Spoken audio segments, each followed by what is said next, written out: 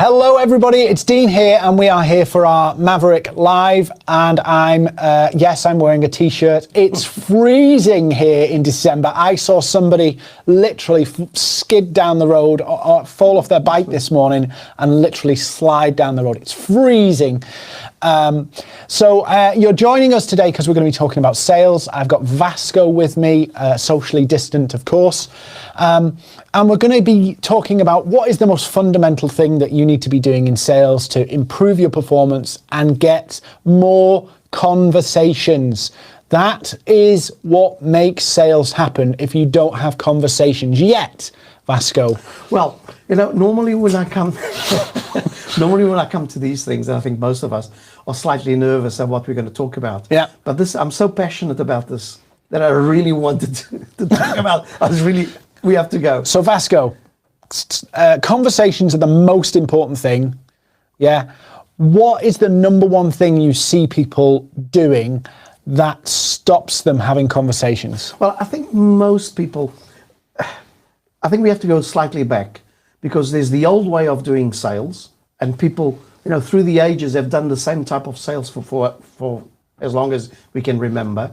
All of a sudden, there's a new world out there.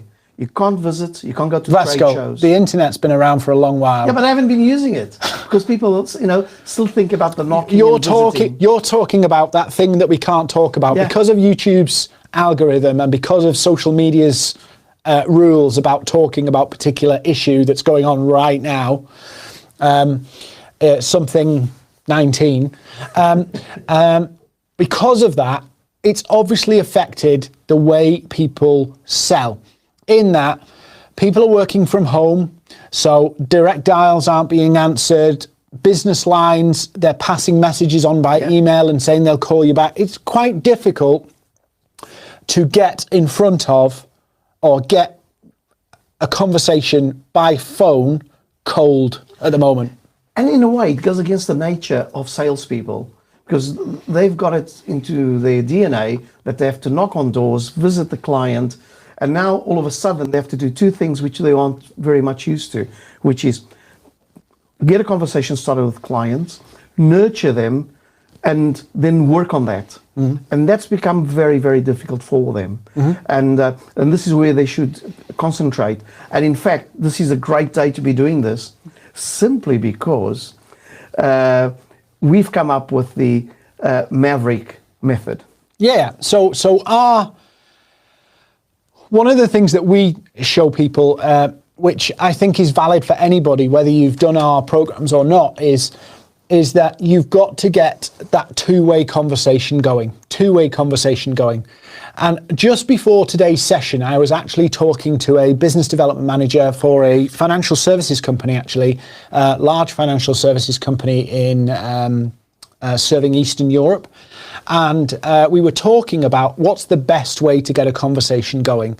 And I said, the prep work that you do before, and I don't mean research, I mean the prep work you do before that you start the conversation can actually determine whether you have one of those formal, can I speak to you about this thing, or whether your conversation is more like a WhatsApp chat. Yeah.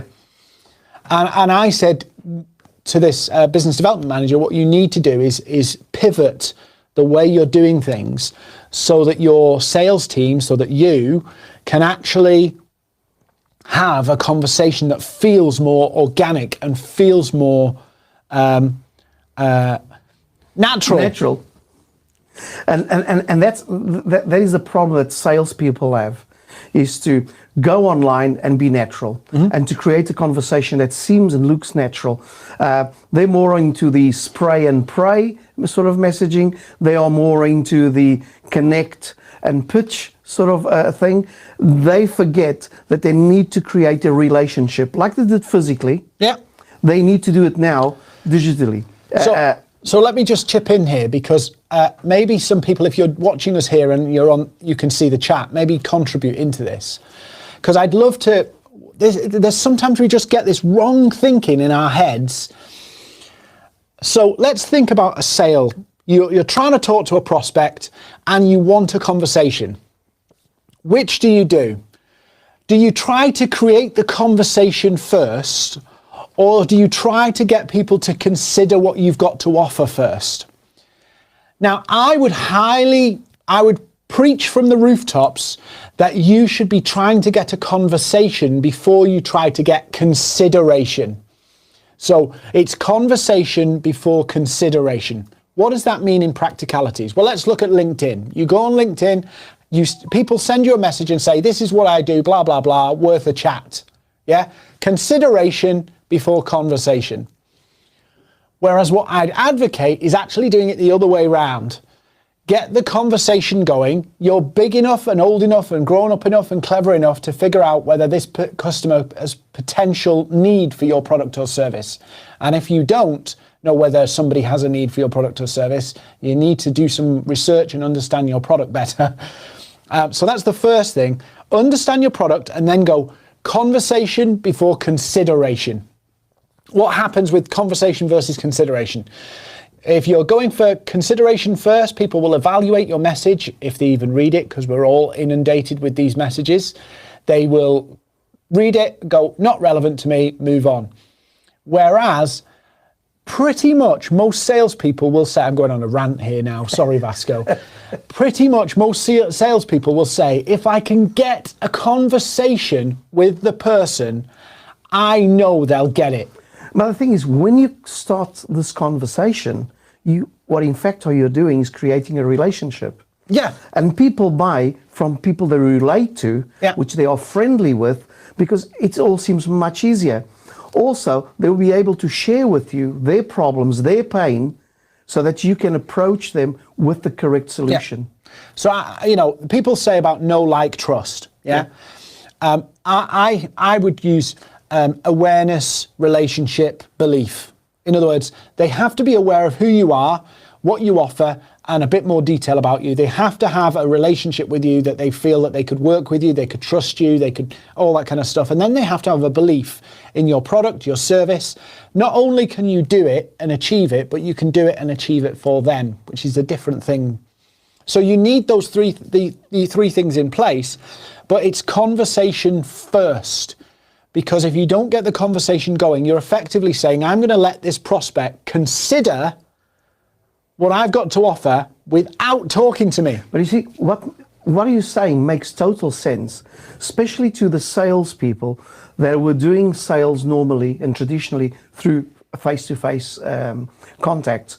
They started by creating a relationship with the other person before they came and show them what they could do for them.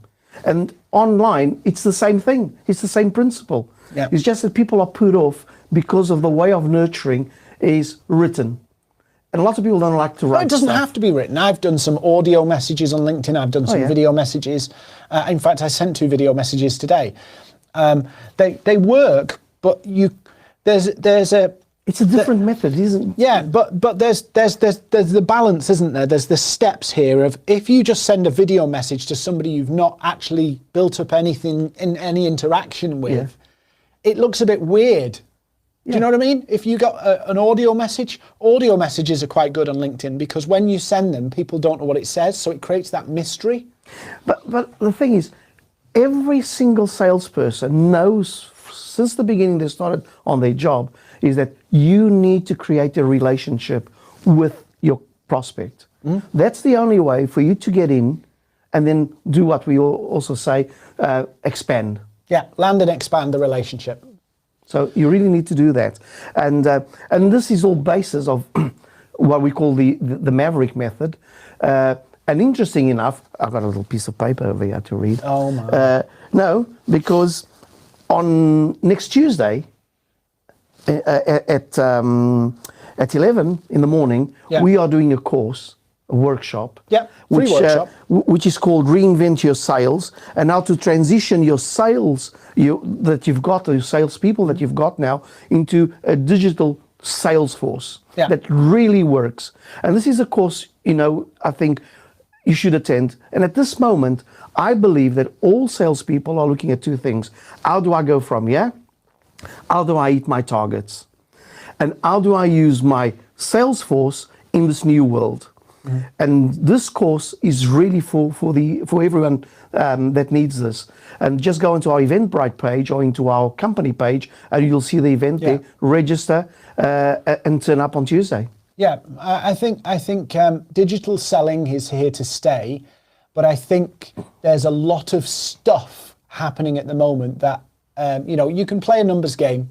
Yeah, people say it doesn't work, and I say it doesn't work, but I think what I need to be is straight and say, actually, spray and pray does work. Yeah, so it does work. It just doesn't work well enough. It doesn't work well enough. But you see, the thing is, we teach a method of spray and pray that's different to the spray and pray of most people. No, what I'm not meaning we advocate spray and spray. What I'm saying is, if you send 1,000 messages saying buy my stuff, I get it. Yeah, you will get 1, 2, or 3 people who are interested. Yeah. But if you think about this in terms of conversations and being more organic and being more relational in the way you do it, I know I'm giving you kind of high level conversation here, but when you do it, what ends up happening is you create, instead of going, well, I did it as an example for somebody yesterday. So I did it on screen for somebody yesterday, and I created a conversation with somebody in about 5 minutes, and I let them pick who it was. I said, anybody go through my LinkedIn, pick somebody, and we'll have a conversation right now, and we'll turn it to a sales call. Yeah. Yeah. Now I'm a totally crap cold caller. I'm terrified of cold calls. I'll be straight with you. My skin is too thin for cold calls. In fact, I'm always telling you, become an Iberian. So my skin's too thin for a cold call. So I've always learned I have to do things to warm things up so that it's more of a conversation with somebody I already know. And that's what I've always done. And so I did this real time, went and got a conversation going with somebody. They asked for a proposal based on what we talked about. I didn't even speak to the guy on this one. We actually did the whole thing through message. He wants a proposal, passed his email on to me to send it so we can catch up in a month's time. But then there's another thing in which you have been doing without people knowing you're nurturing them through what you do on LinkedIn. They see you and all the things that you do day in, day out on LinkedIn. So you're not a stranger to them anymore. You've been nurturing them for ages. Yeah. And they know we made great deals already from people that have been just watching you for 2 or 3 years. So I'll tell you a funny story, and then we'll wrap up in a second because I don't want to bore people on a Friday. We did a new client for us in December, and the way we got that client was because somebody used our sales methodology on them, and they said that was incredible the way you've got us from LinkedIn, got a meeting with us because we weren't in lockdown then, got a meeting with us and actually sold us organically. How did you do it? Because I'd love to show our sales team how you've done this. And then they passed our name on and they rang us up, and now we're showing their sales team how to do it. And I said about 5 minutes ago, 11 o'clock was it? Yeah, about 11 o'clock. I said to them, I'm looking forward to the guy who's terrified of making cold calls showing your team how they can have more warm calls. Yeah.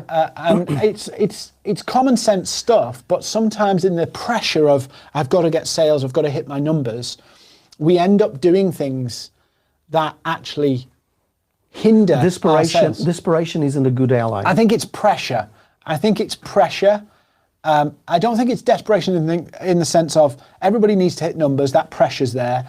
And I think often a lot of what we're doing is we're trying to find the person who's ready to buy. That is true. Yeah. Rather than, I teach this, and there's no time for this, is how can we turn somebody who has a problem into a buyer, even if they don't realize they need the product yet. And the other thing is how to turn people, instead of you looking for them, it's them looking for you. Yeah. And finding you. Yeah. And LinkedIn is the perfect place to be on. No, I've been doing it on Facebook too. So some of you be going, LinkedIn's B2B. Yeah, it is. But actually Facebook can be B2B. I'm not talking about ads, I'm not talking about pages. I've actually made sales off Facebook organically through conversations and through content. Yeah. Dead simple. And this is why I think it's important for everyone on Tuesday to come and see this. Yeah, come on Tuesday. It's free training, absolutely free. I might try and do a cheeky upsell on you, but you know, that's the way the world works these days. But the key thing I would get you to ponder: conversation before consideration. And if your conversations, or if you're trying to start conversations and your conversations look more like emails than they do WhatsApp chats, you're going wrong. Yep, totally. Basically. So we're going to wrap up. Luke will be shocked that I've done a 15-minute because bit of a what do they call it? Windbag sometimes. But have a great weekend. If we can help you, come to our free training. We've got free training on 2-3 times a week now. 2-3 times a week. And Tuesday we got it twice. Tuesday we got it twice. We've got LinkedIn lead generation on Tuesday evening, and we've got Reinvent Your Sales, which is more for B2B sales teams during the day. And that's at 11. 11 o'clock. So go find them on our website, our company page, somewhere, Eventbrite. But have an awesome weekend. Stay safe and have a successful have a great weekend. month. Yep. Thanks, guys. See you guys next week.